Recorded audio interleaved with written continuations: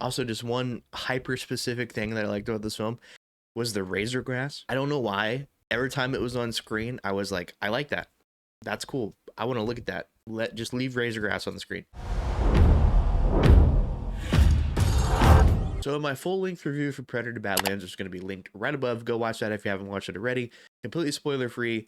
Very good movie. I think you guys should go see it.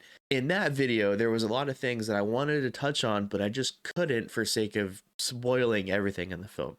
So this is the video where I'm going to talk about that because there's quite a few things that I want to mention. I have all of my notes on the screen. And then also, I just can't stop thinking about this movie. I have a lot more to say about it. First things first, I want to start with the ending.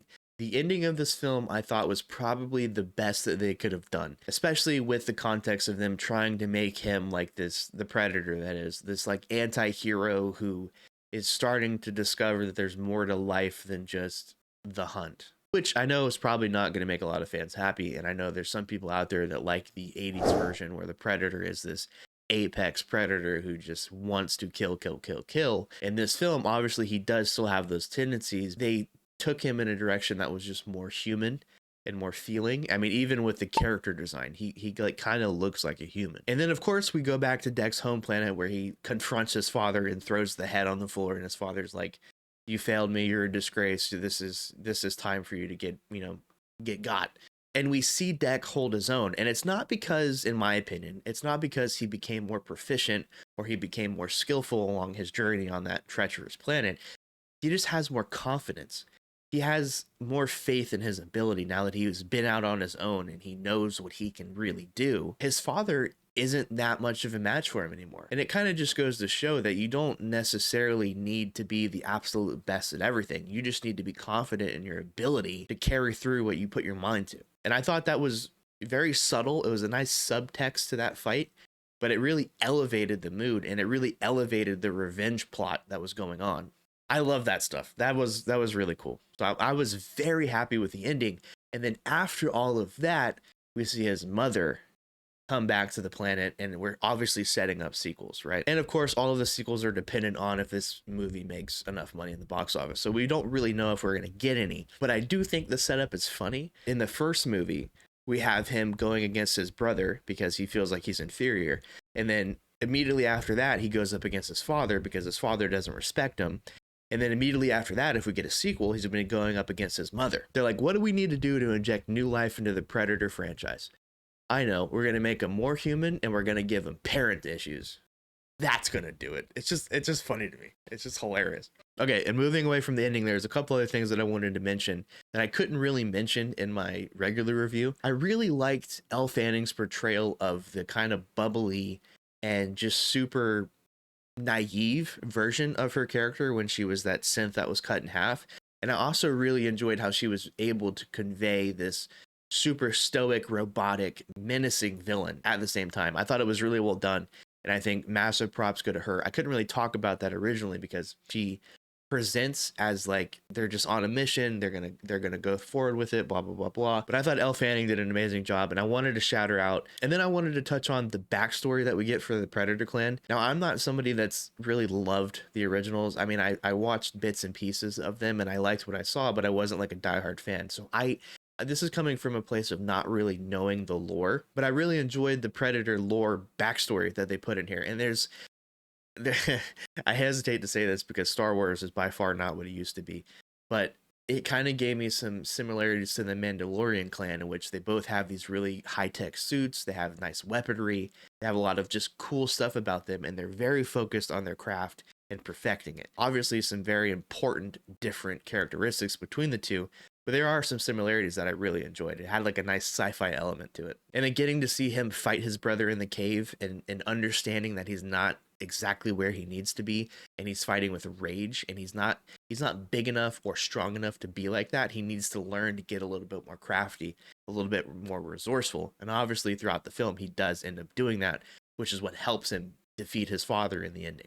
And the last thing I wanted to touch on was that I really enjoyed how they weren't afraid to change the character a little bit from the originals. And I like the new direction that they're going. Because yeah, I hear you guys. It would be interesting to have a rated R Predator movie where he's the villain and you're just watching him be a savage. But there's not a lot of depth to that. And it's really hard to make a story where you're just watching a villain do villainous things. It's difficult, right? I like what they did instead of, which was making him kind of this superhero, anti-hero character that you can sympathize, and you can also watch him grow and change. And I think if this movie is successful and it does spawn off these sequels like they're obviously intending it to do, I'm going to be there for it. I'm going to be excited to watch him because I like the character of Deck. I want to see him grow up, get stronger, get more crafty, more resourceful, get cooler tech and weaponry.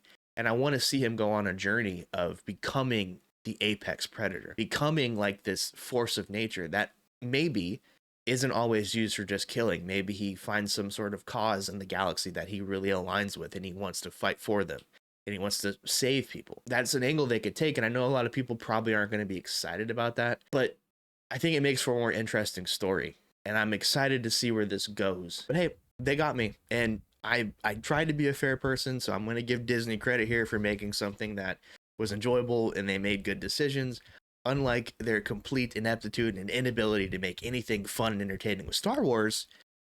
Apparently, they like Predator more. So credit where credit's due. I want to be a fair person. Round of applause. I like what you're doing with Predator. Also, just one hyper specific thing that I liked about this film was the razor grass. I don't know why. Every time it was on screen, I was like, I like that. That's cool. I want to look at that. Just leave razor grass on the screen. If I could buy like a little like swatch, little like, you know, like how people like sod their yards, they get like that palette of just sod that has like dirt and grass. I want that, but I want it to be razor grass, and I want to plant it in my front yard, and I just want to look at it. And then maybe if I'm making food one night and my knife is like dull or it's dirty, I'll just go out in the yard, I'll pick a piece of razor glass, and I'll cut my steak with it or something. I don't know. I just thought it was cool. And I don't know if I've seen anything like it. Maybe that's just the Tylenol talking, but I don't know. I just saw the razor glass and I was like, I like that. And I want more of that. That's really cool. So that's going to do it for my Predator Badlands. The Badlands? It's Badlands. That's going to do it for my Predator Badlands review. I really enjoyed this film. I think you guys should just give it a chance if you're interested in sci-fi or you're interested in Predator. It's a really good movie. If you guys like this video and you want to see more like it, go ahead and hit that like button. And of course, as always, if you guys have seen the film and you want to talk about it in the comments below, one of my favorite things about doing this on YouTube is talking with you guys. I try to respond to every comment that is productive. It doesn't have to be positive, but just as long as it's productive. And I love doing that. So if you have any thoughts, any questions, any things you just want to get off your chest about the film, leave those in the comments below. I'd love to see them. And speaking of YouTube, if you want to see all of my other videos, please consider dropping a sub. We are getting closer and closer to 500 subscribers every hour. Dream come true. Once we hit that mark, I do really want to start doing live streaming to give you guys a little bit more movie news on top of everything else that I do, because I like staying up to date and I like channels that provide that. So I'd like to be one of them that does so. So if you want to see that kind of stuff, hit the subscribe button. I would greatly appreciate that. And as always, guys, thank you so much. Without you, this is not possible. And I'll catch you in the next one. Peace.